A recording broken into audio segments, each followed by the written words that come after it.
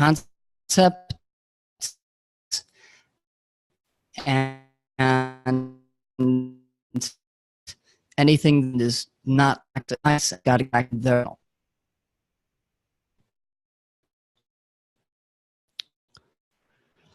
At this point, what we're going to discuss outlines kind of my approach and philosophy to taxation. And what I find oftentimes is that tax is approached by people very differently. Some people tend to ignore taxation and they kind of view it as something that's an afterthought, when in fact taxation is something that can make or break your deal. It can be the difference between a good deal and a so-so deal. So taxation really plays a big role in any investment that you make. On the opposite end of the spectrum, we'd find people that overemphasize taxation. Real estate has lots of tax benefits, and we find people really excited they've got a real estate loss because they're kind of letting the tax tail wag the investment dog. Tax has to be placed within the context of the investment overall, and that's really how it should be approached. When you enter an investment, you're looking to grow your wealth, grow your income, and it's not what you make, it's what you keep. So you've got to be thinking, what are you going to have to give the tax man? Because that's not what you keep. So it's got to be viewed within the context and framework of an investment. Beyond that, there is, just like any investment, when you think of an investment, you think about risk return, you do due diligence. Likewise, certain tax strategies are kind of black and white. Some of them are kind of in a comfortable gray zone, and some of them can be a little bit more out there, a little more dubious perhaps. And that's not necessarily a reason not to pursue them, but the due diligence that's required of an investment is required when you pursue a tax strategy. And in fact, the due diligence of tax strategies and tax tools is a lot harder to do because it's a pure abstraction. When it comes to a deal, there's a hard asset, there's a building. You can put it on a spreadsheet. The due diligence of a tax strategy requires exploring lots of unknown unknowns. So there are lots of tax strategies that become kind of buzzwords out there. I touched on one of them before: conservation easement, cost segregation, captive insurance, checkbook QRP. These are all great tools when done correctly. And you've got to do your due diligence and be able to see what's going on beneath the hood. These things have become products and not services. And there's really, beneath every one of those, there are many, many, many layers of complexity that should be due diligenced. And in fact, I think later on in this event, there's going to be a great presenter, Yona Reisz, close friend, colleague, that's going to be talking about cost segregation. I'd encourage everybody to tune into that. That's going to be a very, very valuable session. And with that context, let's jump into it. So we're going to be talking about investor tax profiles and how they're affected and impacted by investments in pass-through entities. So there's many, many angles to real estate, many, many aspects and facets of it, and real estate taxation. We're going to keep a syndication focus. So we're not necessarily going to touch on how things interact with 1031 exchanges, which usually are not applicable in the syndication context. So within our investor profiles, we've got 8 here that I've selected. So we'd have a W-2 earner that's got a moderate income, can be one investor profile. We can have a W-2 earner that's got a high income in excess of $150K per year. And then we can have those high net worth professionals that have few passive investments. We can have a high net worth professional that's well along in their career. They've already got multiple passive investments. And we've got real estate professionals that are investing as a GP in a syndication. We've got a real estate professional that would be a limited partner syndication. And then we've got self-directed IRAs and self-directed 401ks. So some of these, if you're a syndication veteran, you'll recognize what many of these are and their impact and their importance in taxation. But throughout the continuation of this webinar, it'll become apparent what the significance of each of these are and how each one of these categories has to think about their investment differently.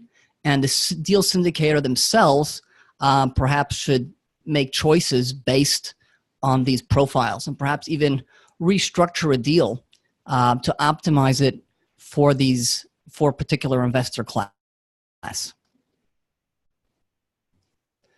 And key tax concepts that we're going to touch upon are the passive activity loss limitations. And then there's, well, what determines if something is passive or active? Is it active participation, material participation? We'll touch upon accelerated depreciation and cost segregation, bonus depreciation, depreciation recapture. We're not going to take a terribly deep dive. Again, there's going to be a great session about that later, but it is one of the most powerful tax reduction strategies available, and no discussion of real estate syndication or real estate taxation is complete without touching upon that. We'll talk about real estate professional status.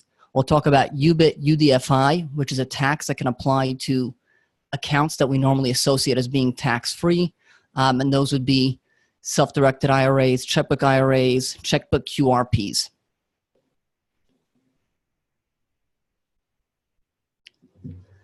And to give it some context, some common questions that I hear and that you may have or you may have heard or discussed. People are sometimes surprised to see that they need tax strategy for real estate, or that they're paying taxes. At one end of the spectrum, we've got those people that are surprised to hear that you can actually pay taxes and have tax liability with real estate. Should you have a cost segregation study done? Will it benefit you considering your circumstances? Should you invest in real estate with a self-directed retirement account? And those are IRAs and 401ks and other qualified plans that can invest in the full array of investments with very few exceptions. I'm a real estate professional. We'll talk more about what exactly that is. Can't I deduct all my real estate paper losses? When I get into a deal, should I be taking an equity or a debt position? We're most accustomed to hearing people taking an equity position, being an owner of the investment, but there are debt positions that are available, either first position, second position, mezz debt. So there are different ways to get into a deal, and there are different ways that the sponsors can structure it to raise the capital that they need. What is a real estate professional? How can you qualify as a real estate professional? And through which entity structure should I invest? Okay, I'm going to be putting money into a syndication, which will almost always be a limited liability company, but I can invest as an individual. I can invest through an entity of some sort. I can invest through an IRA or 401k. Which choice would be best, for that particular investor?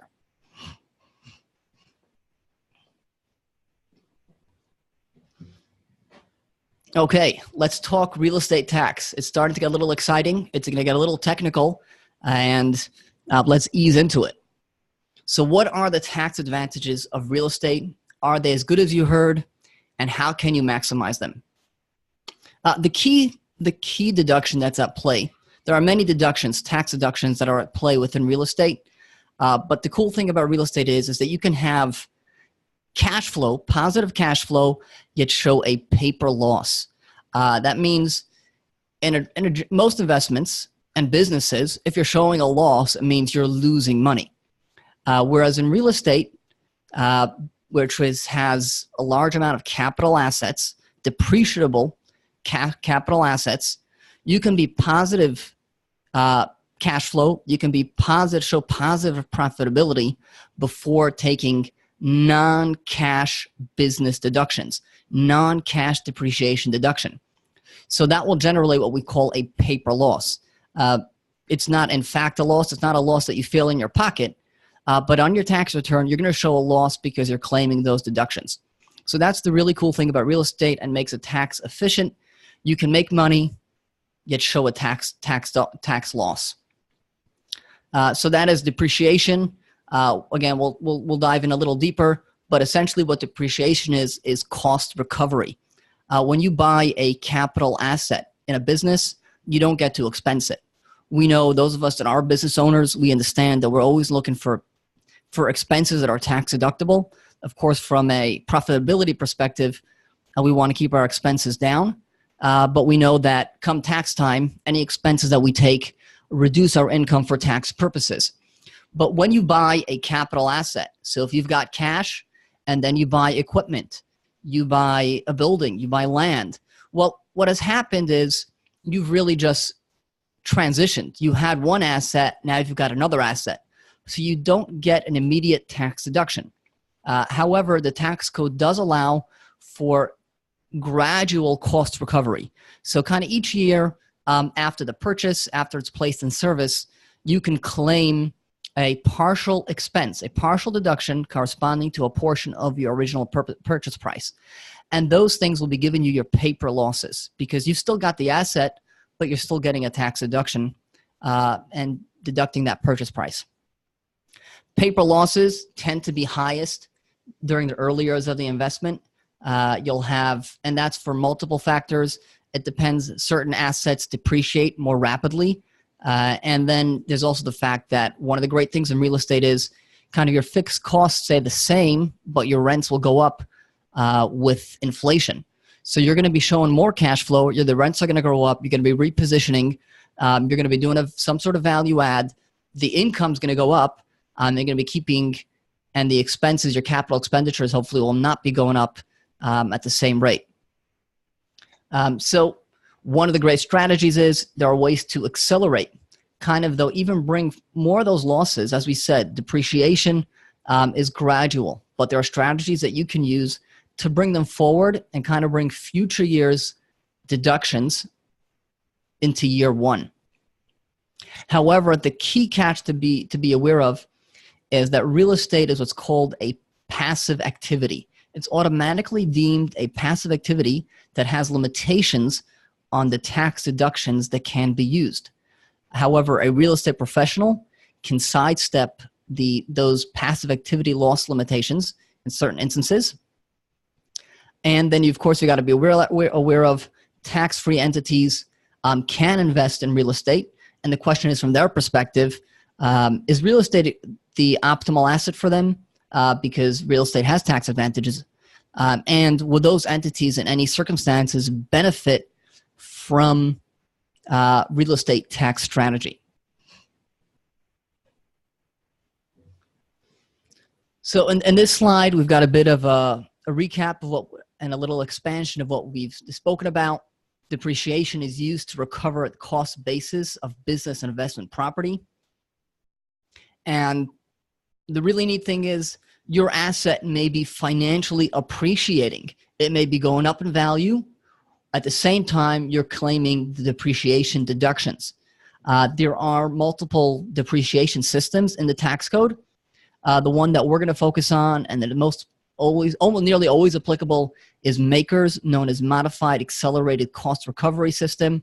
With its two components, there's the General Depreciation System, GDS, and the ADS system, which is Alternative Depreciation System. And we'll be focusing on GDS, which applies in nearly all circumstances.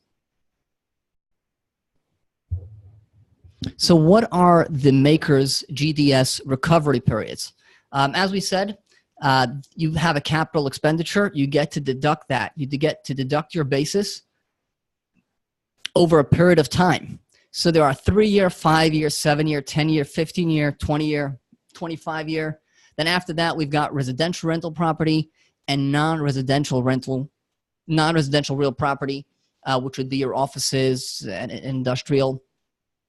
So looking here at this slide, we can see that there are different periods throughout which they're deducted. And the logical conclusion, and in fact, it's often most advantageous to be deducting things over a shorter period. Say you had a capital expenditure of $500,000. If you depreciated that over a 5-year period, well, you'd get $100,000 per year. But think about having to do that over 39 years. Well, your tax deduction will be incredibly marginalized based on the time frame that you have to employ to deduct that. Another factor that's at play, in addition to the recovery periods, is the fact that there are different ways to recover. So there's no slide about this, but there's something called double declining balance, and then there's straight line. So residential rental property, which is going to be the key focus of our discussion, is recovered over 27 and a half years on a straight line basis. So that means to say it's deducted ratably equally over 27 and a half years. Whereas property, 5-year, 15-year property, these are items that have accelerated depreciation. So you'll actually get more of the deduction up front, simply the way the depreciation is calculated, and the way the tax code and IRS allow you to accelerate that. So it's not done equally. It's done, you get bigger deductions up front, which are usually advantageous. Of course, further on in this presentation, we'll find out, in what circumstances is it advantageous, and can you, in fact, take advantage of that. Accelerated depreciation, also known as cost seg. So now that we know that there are different categories of assets, a natural question that everybody should be asking is, well, when I buy a building, we buy multifamily property, we're not just getting the building. We're getting the land, we're getting the building, we're getting fixtures, we're getting improvements, we're getting parking lots, garages. There are so many different things that come in as part of that deal. How does that get depreciated? Well, the kind of default way it's approached when there's a lump sum purchase is it gets depreciated over 27 and a half years. However, being that you have the option, you can segregate. You can take your cost basis and allocate it to individual components of the property. By doing that, you can increase your upfront deductions. By transferring things from the 27 and a half year category to a 20-year, 15, 7, 5-year category, you can shorten your recovery periods, and again, you can get your accelerated depreciation. You can much more rapidly depreciate those expenses.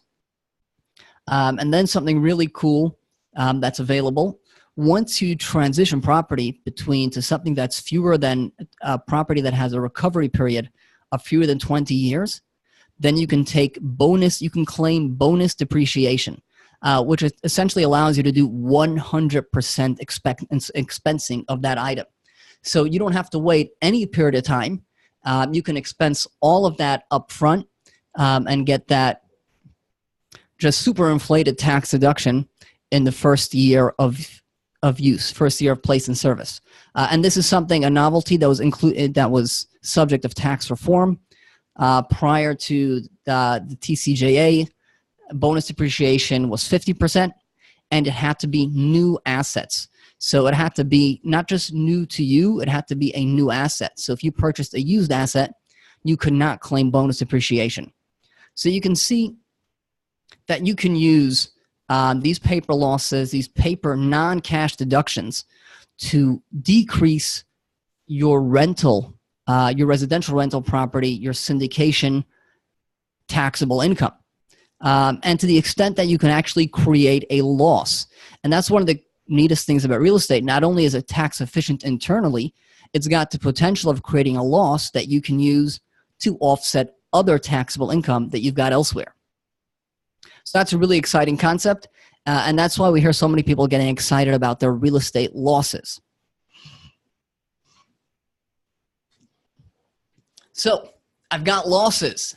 People get really, really excited about their real estate losses.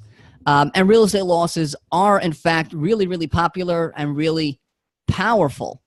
But are they as good as they seem? Well, yes, they are when you can take advantage of them. But can you take advantage of them? Who can take advantage of them? And what can you do in order to be able to claim those losses? So back in 1986, the passive activity loss rules were instituted. People were buying real estate investments simply to generate these paper losses. So you'd have high-income professionals getting involved in a deal that from a cash flow perspective, maybe was a break even or even showed some profit, but threw off this really, really huge losses that they would use to offset their W-2 or self-employment income that they were getting. So in order to combat that, Congress instituted the passive activity loss rules. And what that says is that anything that falls within these rules cannot be deducted cannot be deducted against active income. Passive activity losses can only be deducted against passive income. So if something is active income, portfolio income, then passive activity rules will not allow you to utilize your real estate loss against that. And there are two types of passive activities. The fundamental building block of a passive activity is activity in which you do not materially participate. And that's a term that's defined in the tax code and regulations. So any activity in which you don't materially participate would be a passive activity, throwing off passive losses and gains. Well, on top of that, Congress went ahead and said that a real estate rental is a per se passive activity, meaning that in many instances, even if you materially participate in that investment, in that business, it is nevertheless treated as a passive loss. And that's something that people have to be aware of. Again, there's lots of misconceptions out there when it comes to real estate taxation. If somebody materially participates in a real estate investment, it may still be subject to the passive activity loss limitations, and he would not be able to claim those losses to offset non-passive income. Well, what are the PAL exceptions? It's kind of ironic that we've got this acronym PAL for real estate and passive activity loss limitations. They're definitely not your pals, but we've got some exceptions to the passive activity loss limitations.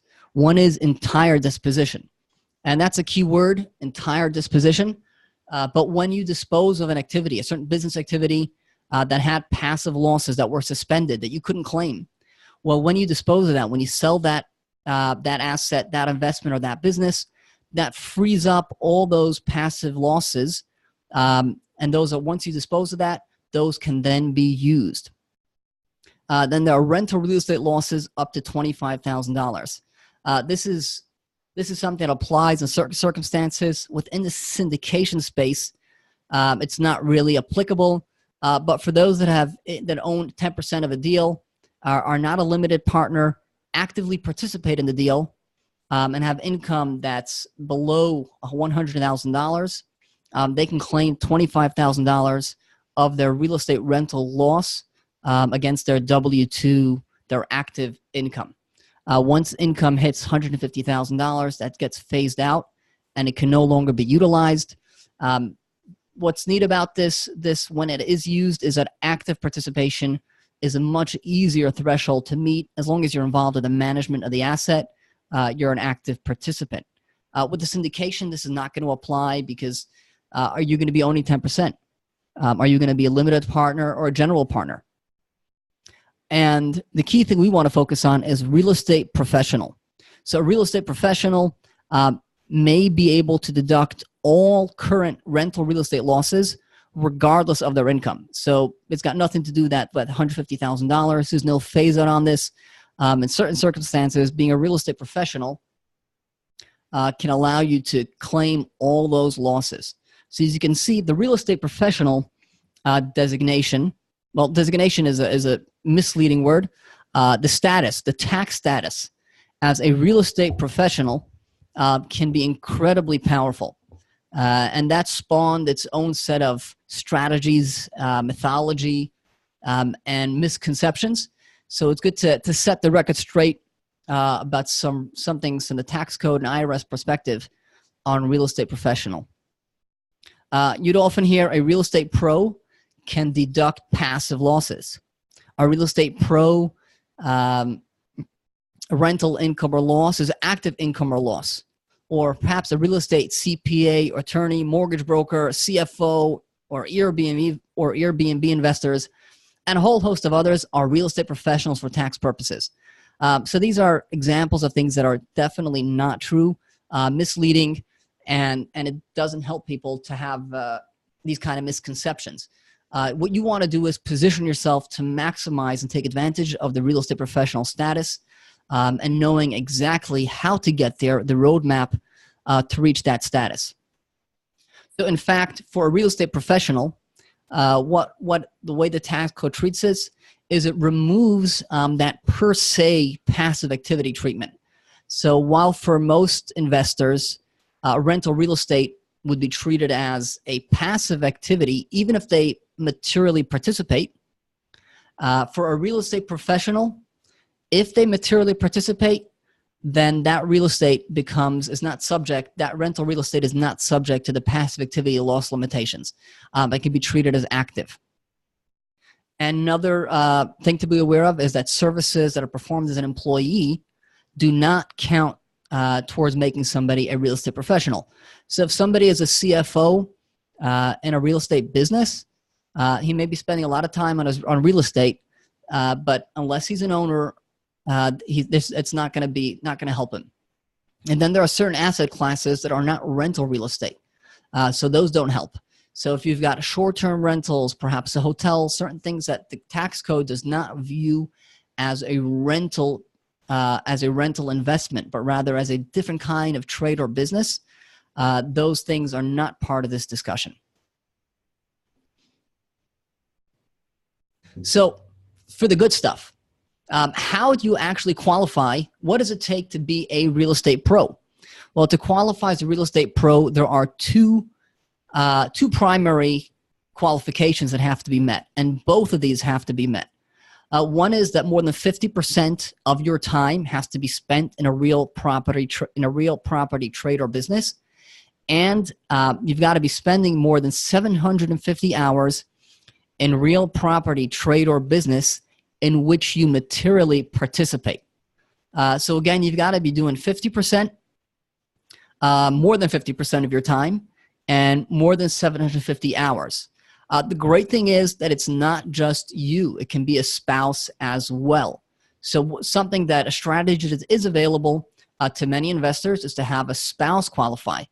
So if you've got your full-time job and you've got most of the income, if you can have your spouse qualify as a real estate professional, then that would help you on your taxes, even for the investments that you make.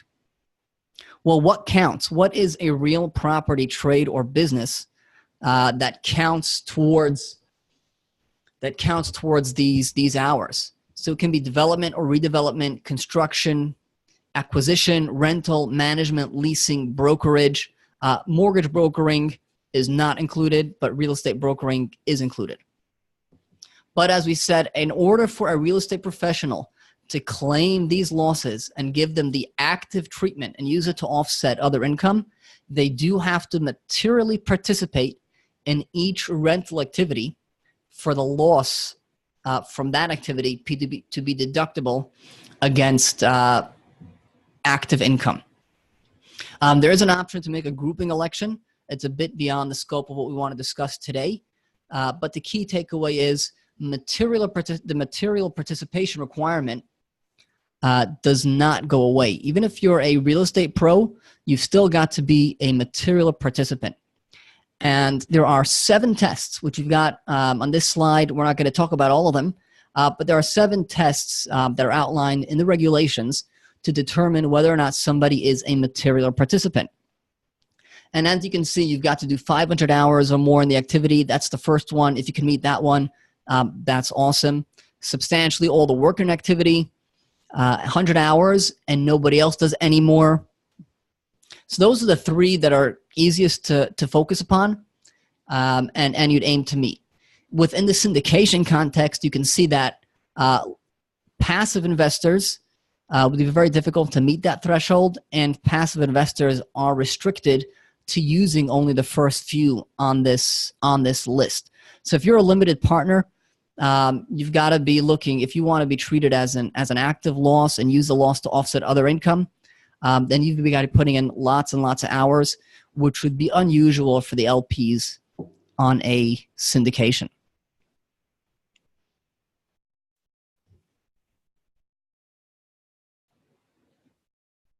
So to kind of wrap that up, at least that component, we want to kind of bring talk about the other investor profiles. But to wrap up what we've spoken about so far, real estate is very incredibly tax efficient. It's got the paper losses, the non-cash deductions. It can be made to be so efficient that it throws off losses. Those losses can be really powerful if you can, especially if you can use those to offset your non-passive income. However, Congress and the IRS have kind of thrown up roadblocks for us to claim those losses, and those are the passive activity loss limitations. So if you'd be thinking about using a cost seg study, will that benefit you or not? Well, it's going to depend on the deal, but if it's going to be throwing off losses, not just reducing the income of that deal, you have to think about how that will impact you. We'll revisit this when we talk about, once we address some of the other concepts we want to talk about in this presentation, and then we can bring things full circle to our investor profiles. So another type of investor that we can have inside of a syndication would be a self-directed IRA 401k. Many of you may be familiar with that. And the term self-directed just means that it's a type of account that the IRA owner or 401k account holder is able to direct into nearly any asset class that they'd like. Of course, they can do traditional investments, but the key thing is they get access to non-liquid, non-publicly traded assets, and real estate is definitely the most popular asset class in one form or another for these accounts. So they'd be getting involved in syndications, buying rentals, being the lender, tax liens. Real estate has many angles, and those are the most popular application of these accounts. I'm going to try to breeze through. We got a lot of slides here about self-directed IRAs, 401ks, but I don't want to emphasize that too much. So we're going to breeze through that. There are many reasons maybe why you may want to self-direct, and that's you may want to be diversified. You may want to get into a syndication, a real estate asset, because you want to diversify out of the stock market. Even if you've got a portfolio, you've got the S&P 500, you're doing index funds, you've bought the entire market, you've still got this systemic risk. Kind of when the market tanks, in industry lingo, in that industry, they say beta goes to 1, which essentially means everything becomes correlated. You get yourself a 2008, and no matter what you're holding, you find yourself down. So true diversification would be achieved by getting in some other asset class that's not directly correlated to stock market performance.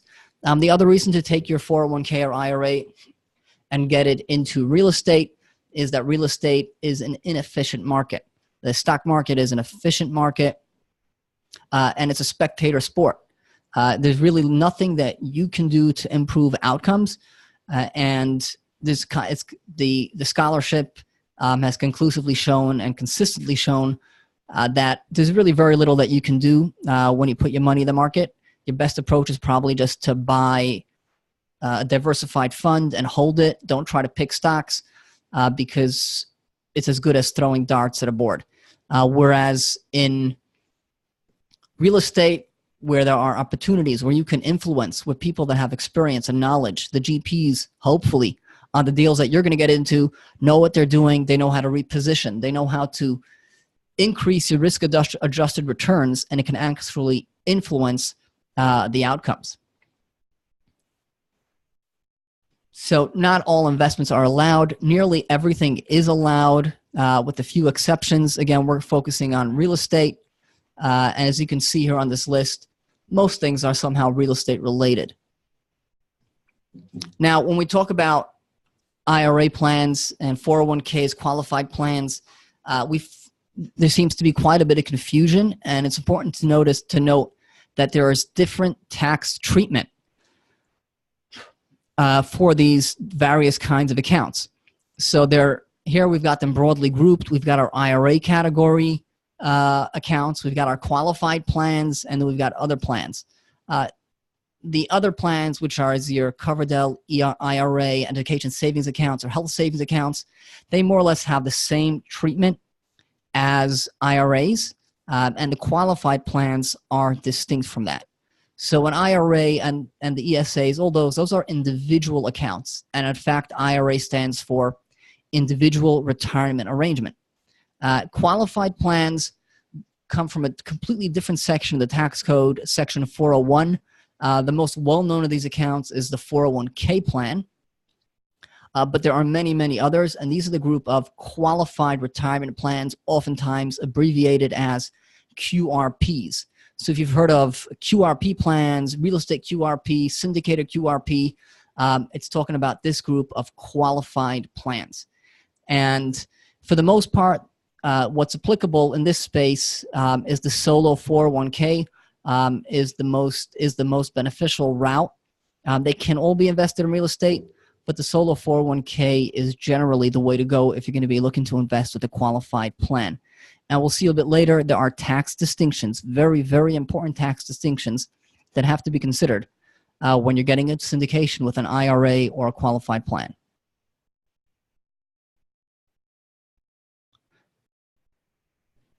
So it's good just to understand that a self-directed IRA is just that. It's an IRA from the perspective of the tax code. An IRA is an IRA. It's just that there are different business models. So if you go to the large brokerages, yes, they're not going to let you get into real estate because they have no mechanism to do that and no way to generate revenue from that. But from the perspective of the IRS, whether you're putting it into real estate or putting it to the stock market, it's all the same. Now, within that, it's important within the self-directed IRA space, there are self-directed IRA custodians that administer investments. And those are kind of the regular self-directed IRAs that you can get into real estate. There's an alternative structure, goes by various names, Checkbook IRA, and we're going to see later that there are some tax implications that apply to IRAs investing in real estate, and there's some people seem to think that somehow having a Checkbook IRA is different than investing directly through a self-directed IRA. There are lots of benefits to using a Checkbook IRA, and we set these up all the time, but tax benefits is not one of them. The treatment of an IRA in a tax perspective will be the same, whether you're using the checkbook control structure or not, or you're having the custodian manage your investment. So the checkbook structure may work well for you, depending on the kind of deals that you're doing, the volume, and what's going on. But from a tax perspective, self-directed IRAs or checkbook IRAs are exactly the same.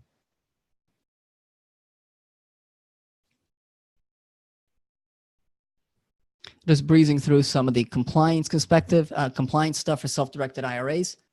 Now, here's where we're getting back to the concepts that we really wanted to focus on. You may have seen these acronyms, UBIT, UBTIA, UDFI. What are these? What do they stand for? So these are a type of tax that can apply to tax-free entities, to tax-advantaged entities. So the UBIT stands for Unrelated Business Income Tax.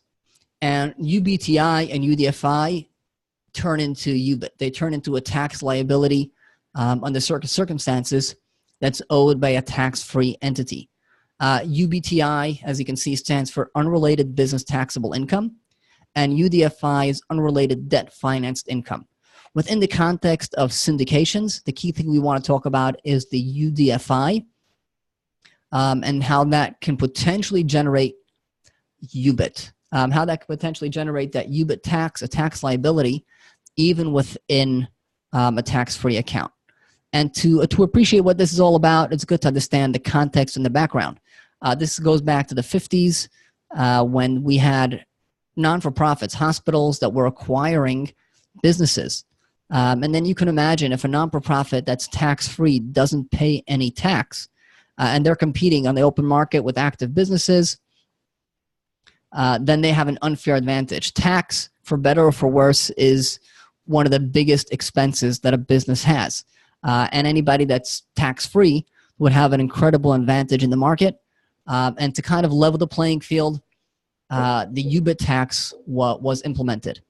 A subset, and UBTI, so that applies to unrelated business taxable income.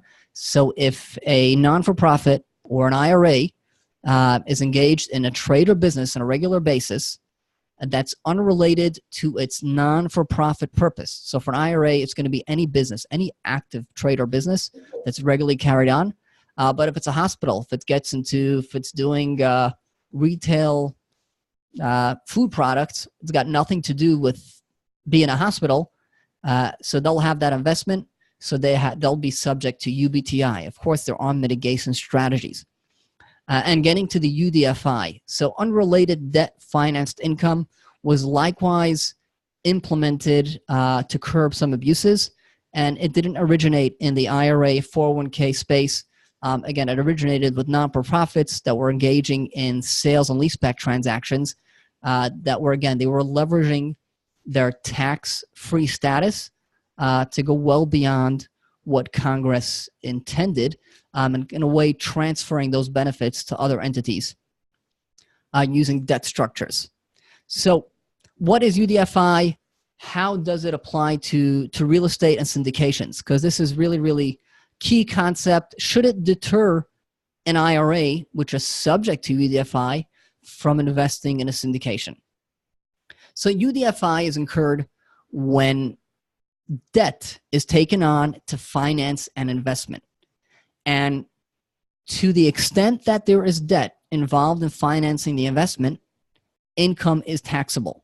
So let's just keep it simple again. You've got an investment, you put down 25%, and 75% is financed. Well, 25% would be tax-free.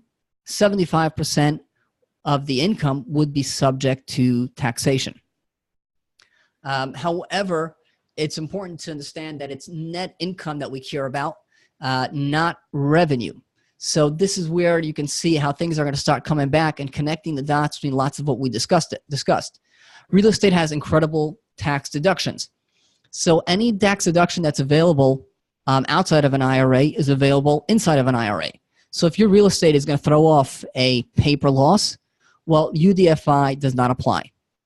And beyond that, even in the event that UDFI does apply, it's important to note that it's only on the portion that's leveraged. So if you'd be putting your asset into the stock market, you couldn't go to a bank and say, how about lend my IRA, another 75%, and I'm going to buy more stocks. They won't do that. Whereas if you get into real estate, you can take that, you can leverage it, and now you can just grow. You can get the benefit of leverage within a syndication or other real estate deal. Yes, it'll be taxable, but it may be far better than anything that you can do anywhere else, because again, real estate is that hard asset that can be leveraged, and banks are eager and willing to lend against it. At the bottom of this slide, you can see that this is a key fact. The checkbook 401k, checkbook QRP, again, there's so many different terms, and it's hard to write them all on every slide, but checkbook 401k, checkbook QRP, solo 401k, whatever you're going to call it, if it's a qualified plan, it does not generate UDFI from real estate acquisition indebtedness. And that's an incredible carve-out that's there for qualified retirement plans that incur debt to invest in real estate. So a lot of what we're discussing, the UDFI, just doesn't apply to the 401ks, and that's a great benefit of the 401k plans. So here is an overview. It's a little simplified of the UDFI calculation. We're not going to run through it, but again, I kind of summarized it earlier. It's the ratio. It's based on the amount of leverage and your basis in the property. You've got a specific deduction of $1,000. So if your UDFI doesn't hit $1,000, there's no tax liability. If you're showing a loss 1 year in the early years of an investment, you have the option of filing a return, and this way, in years down the line, you can claim that loss to offset any UBIT that you may incur in later years of the investment, where your income is going up and your paper losses start going away. So it's good to discuss what the checkbook 401k is in contrast with the IRA, and especially being that it has a different tax profile. So a checkbook 401k needs a business. A business can be any It's got to be any trade or business, not an investment. So anybody that's got self-employment, if you got an S corp that you own, a partnership, you can have the solo 401k. The solo 401k is not something. It's not because it's only a solo 401k that the IRS would allow to invest in real estate. Theoretically, any qualified retirement plan can invest in real estate. In practice, it's very cumbersome, administratively and cost prohibitive to do so in a regular, full-blown 401k plan. But in the solo space, it is incredibly cost-effective, an incredibly powerful tax and investment strategy. So what you have is you have your business adopt a customized 401k plan that allows all the tax strategy and investment strategy that the IRS and Department of Labor would allow. And you'd be amazed to find how permissive they are. Essentially, you can do any investment that you'd like within the solo 401k. You can get $55,000 to $120,000 per year in tax deductions if you qualify. And when you get into real estate, you would not have the UDFI. There's no need for a custodian. So it's got lots of benefits for real estate investing vis-a-vis the IRA. And again, quickly, who qualifies? You've got to have an active trade or business. So if you've got a rental properties, that's not going to qualify as for setting up a solo 401k. That's not a trade or business. It's rental income. Again, the IRS views it as an investment. But if you've got property management, if you're a real estate agent, you're a mortgage broker, you're a syndicator, and you're collecting acquisition fees, financing fees, all these fees that come through as ordinary income, then you've got a business.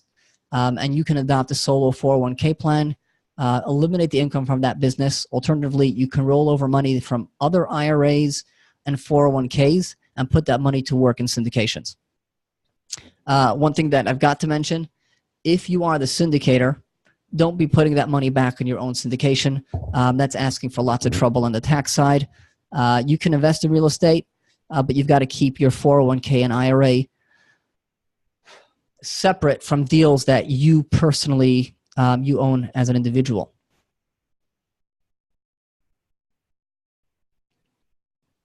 All right, we're going to keep going through this to kind of focus more on revisit the stuff that we want to talk about today.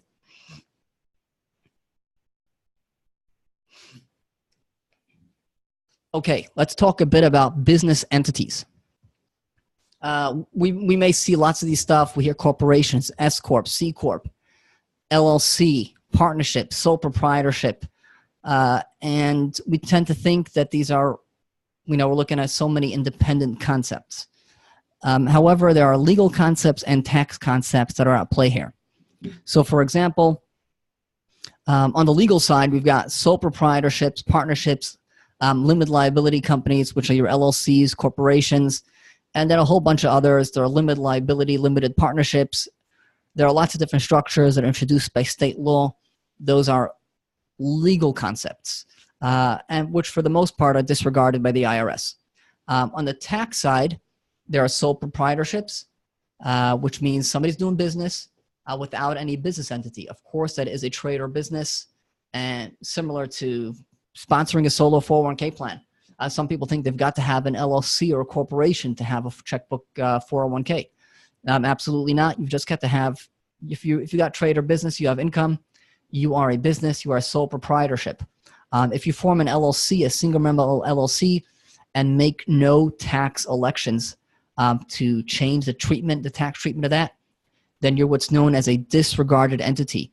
LLCs, which are disregarded entities, have no impact on taxes. They're exactly that. They are disregarded entities. Even the IRS takes this really, really far.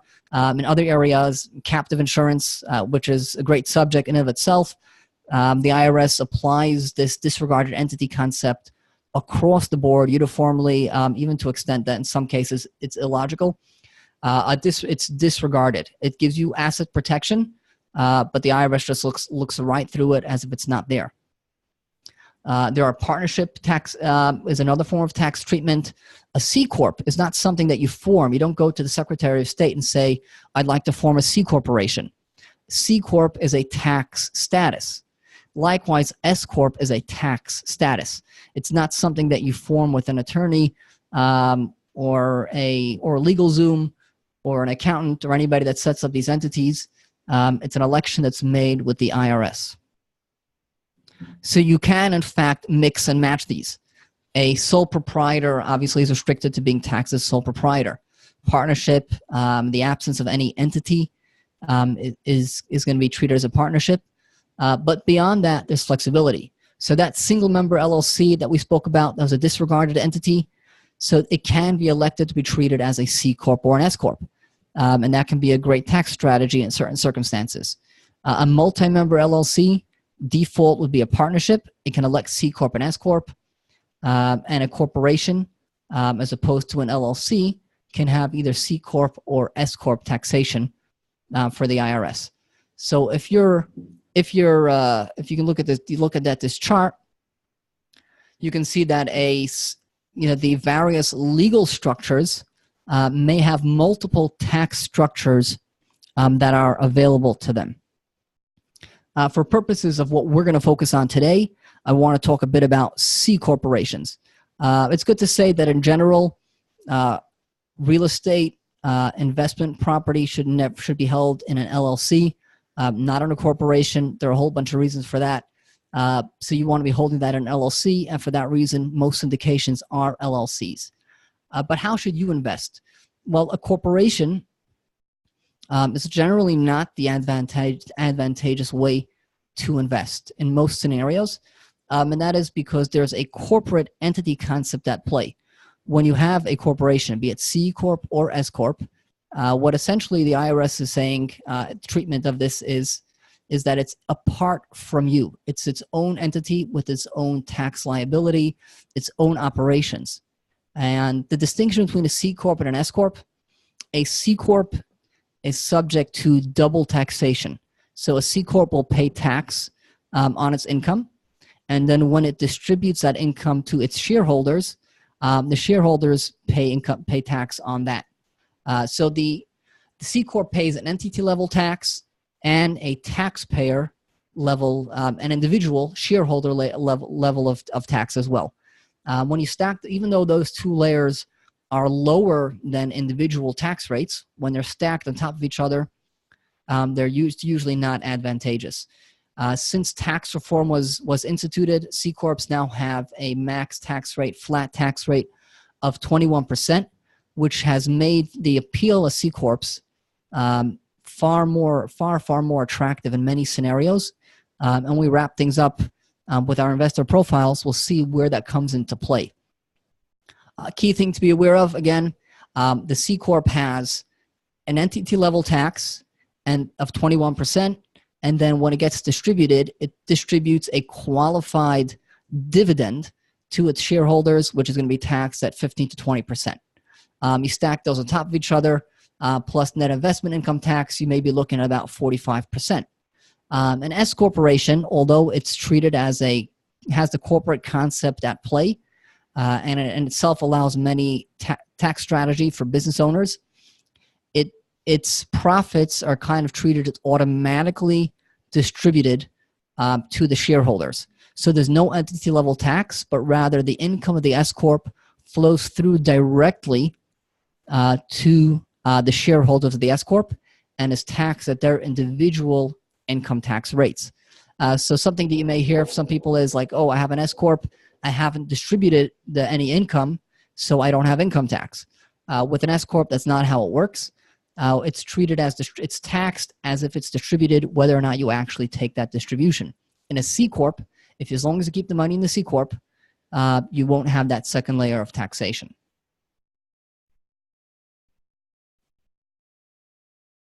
Okay, and with that, we kind of get back to where this all began.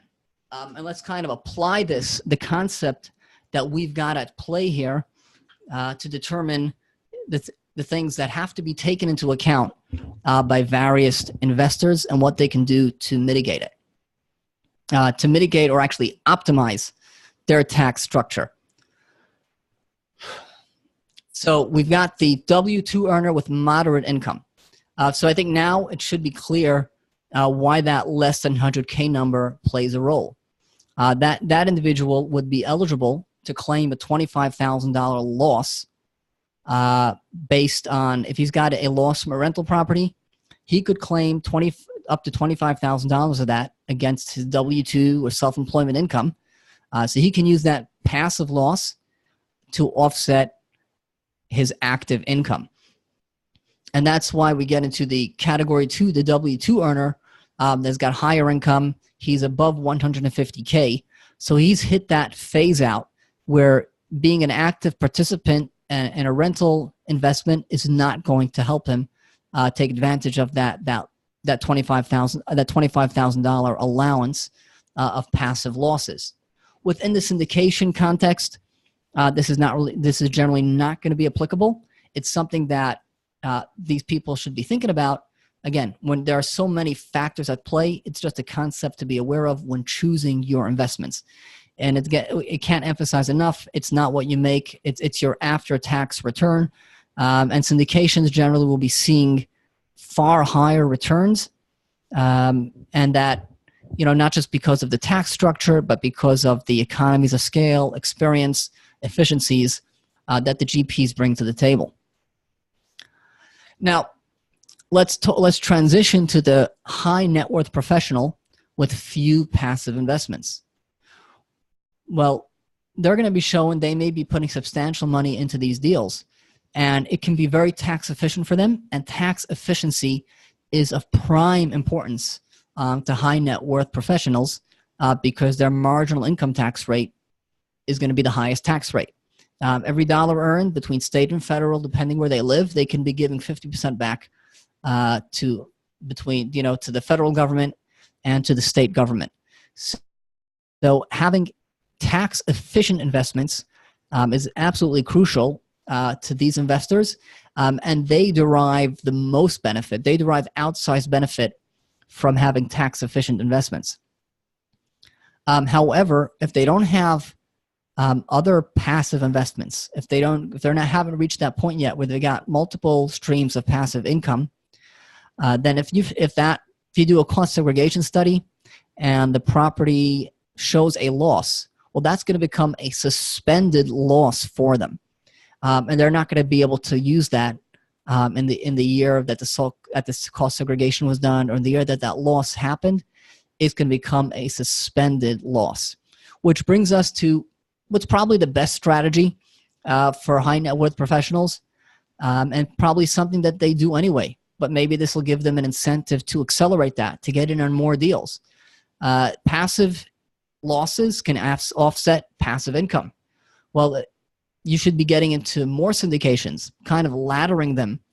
You got into syndication 1 year, and if there's a cost segregation done that year, if you've got losses the first few years, that would work to offset income that you may be showing on passive investments that you set up 5 years prior. So by having multiple streams of passive income is how you really get to maximize the tax benefits of real estate. And that's the simplest and most straightforward strategy for maximizing real estate tax benefits is by just doing more and more real estate. But when we talk about the real estate professional and the kind of treatment that they would have, how would their treatment be? So as a real estate professional, now just to revisit that, a real estate professional is going to be your real estate agent, real estate broker, syndicator, people that are involved in real estate. More than half of their personal services time is involved in real estate professions, and they're doing more than 750 hours per year. It's between themselves and their spouses. There's a bit of nuance to the actual calculation, but suffice it to say, if somebody does qualify, if they're investing as a GP, so they can be a material participant, they're going to get the full tax benefit of any losses that are claimed. If you're a real estate professional, but you're investing as an LP, then the likelihood of being able to claim those benefits gets to be kind of slim. You're in the same boat as anybody else vis-a-vis that investment, because you've got to be a material participant. Even though you've got that real estate professional status locked up, If you're not a material participant in the investment that's throwing off the loss, it can't be used to offset active income. So what real estate professionals want to think about doing is trying to focus on somehow being more involved in the investment, because they are in a position to claim these losses fully, assuming they are material participants. If you're not a real estate pro, you can materially participate, and it's not going to help. It's not going to make a difference, because rental real estate is a per se passive activity. Self-directed IRAs, checkbook IRA, again, we emphasized, all those have the same tax treatment. Having the checkbook IRA is good for liability. It's good to manage your fees. It's good for investment and transactional efficiency. It's good for getting in and out of deals. It's good for lots of things, but it's not going to change the treatment, the tax treatment of the UDFI. So should a self-directed IRA be investing in syndications? Well, again, it's definitely going to be what you want to look at. Investment choices are not made in a vacuum. It'll depend very much on what the investment alternatives are. And in most scenarios, it'll probably make sense to get involved in syndication, again, because you have the benefit of leverage. The fact that you're paying UDFI is actually a great sign. It means you're able to leverage. It means you're able to borrow money and grow your investment beyond your principal, beyond what you put in. You can use the OPM, you can use the bank's money to get greater returns. And if you're paying that UDFI, it's only paid on the portion of the return that is leveraged. So really, in most scenarios, it will still make sense, but of course it has to be analyzed. Your total after-tax return is what you have to compare to your other investment options. And here's where I'd want to talk a bit about the C corporations that we spoke about. For UDFI, it's probably not the way to go. It may be, but it's something to think about, which is that UDFI and UBIT can be mitigated by having a C corporation. So if you invest, being that a C corporation is kind of its own taxpayer and it pays entity level tax, it can be a blocker. So if you're a non-for-profit or an IRA or a 401k investing in a UBIT generating investment, well, if you do that through a C corporation, then you'll have that 21% tax, the flat tax that the C corp pays, but the double tax is avoided. Again, because the C corp is really a great strategy. It's a great entity because it's only subject to 21% tax. The C corps tend to be unappealing to taxpayers because they're going to pay that 21%, and then upon distribution, they're going to pay personal tax on their personal return. Well, if the owner of the C corp is a tax-free entity, it doesn't pay any tax on the distribution. So by inserting a C corporation, you can bring down that tax to a flat 21%. And if somebody is in a high tax bracket, they can contrast that with their personal tax rate. I hate to say they'd be investing themselves. They'd be paying 50%, up to 50% between state and federal. And by using a C corp blocker, it knocks it down to 21%. So there can be a huge arbitrage opportunity even for a UBIT generating investment. In the context of UDFI, where the tax is only paid on the leveraged portion, the use of a C corp may or may not be something to actually implement. And using the self-directed QRP, checkbook QRP, solo 401k, checkbook 401k, again, these are just names for the same concept. These are qualified retirement plans. It's a solo 401k set up for an owner-only business that doesn't have full-time employees. Well, that won't have the UDFI, and so they don't have to give any thought to the UBIT tax.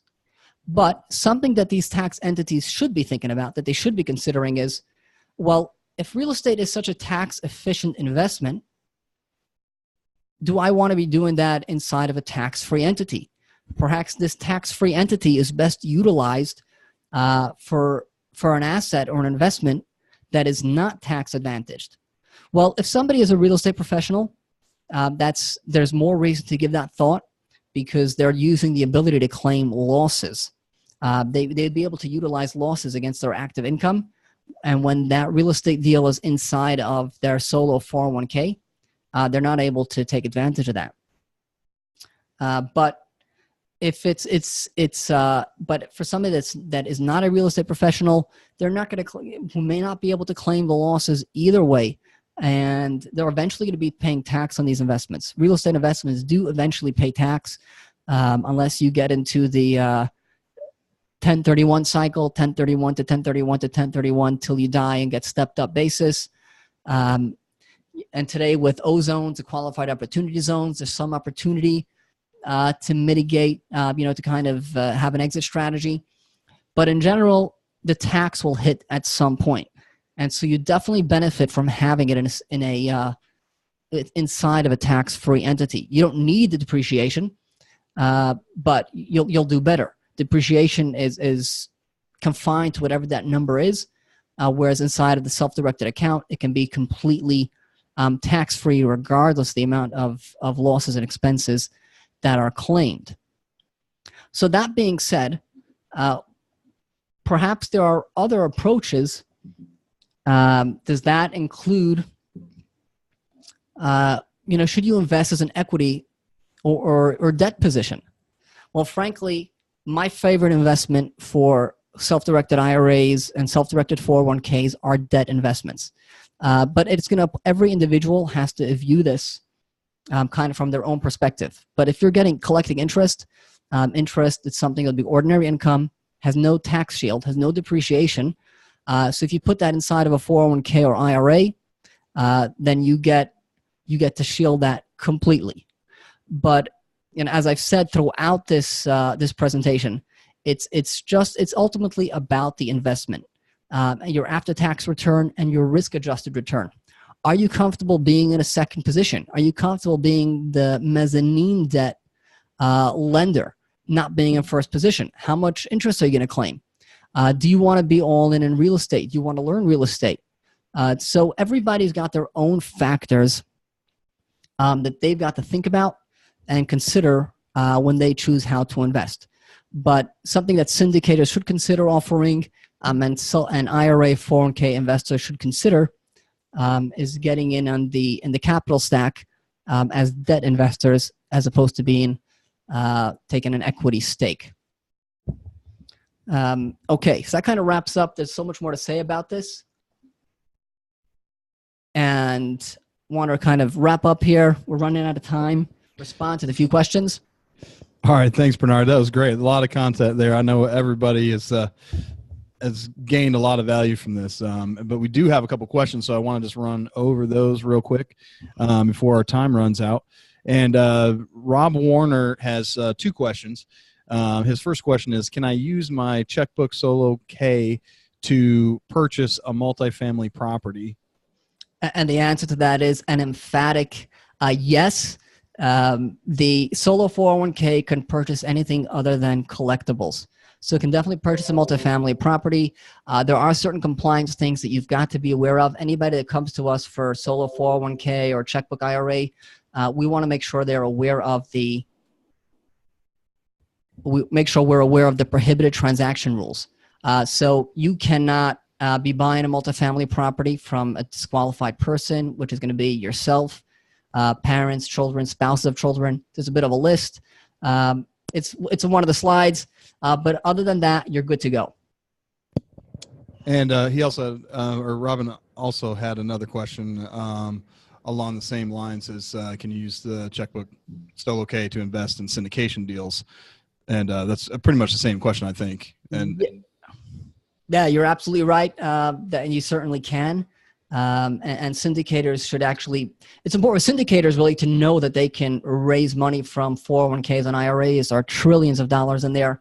It's a really powerful source of capital for deals.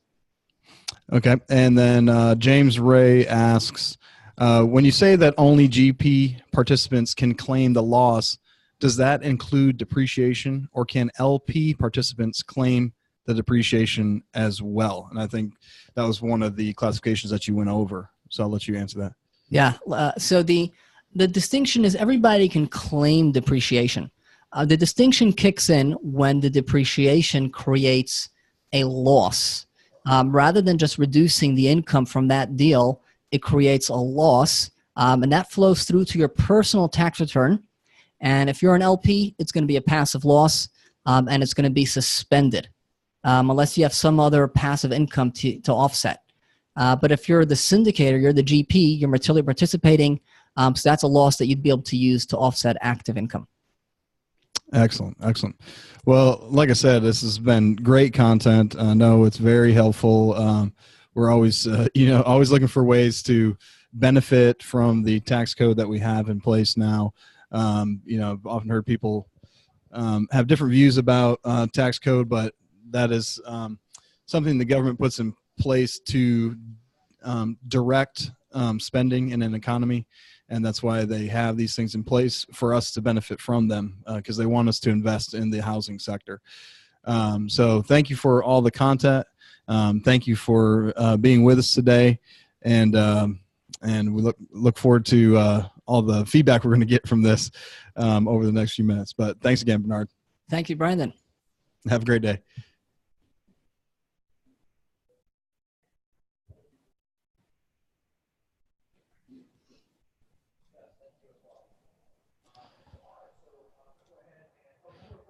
All right.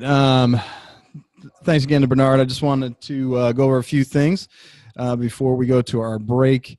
So you might hear Dan talking over. He's in the room right next to me. We just have a glass divider kind of separating us. But we're getting ready to go to our break for our next session, which starts at 11. In Dan's room is going to be how to get all the deals you want by adding value to others with Mark and Tammy Kenny.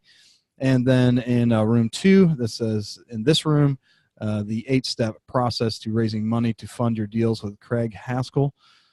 So please join us in a few minutes for that. Remember the links, mfinroom1.com, mfinroom2.com. Those are the 2 rooms. Then we have the forum, which is mfinforum.com. And then if you want to register for the next conference, it's nextmfin.com. And don't forget to check out our survey as well. So we're going to take a short little break, and we'll be back in about 15 minutes.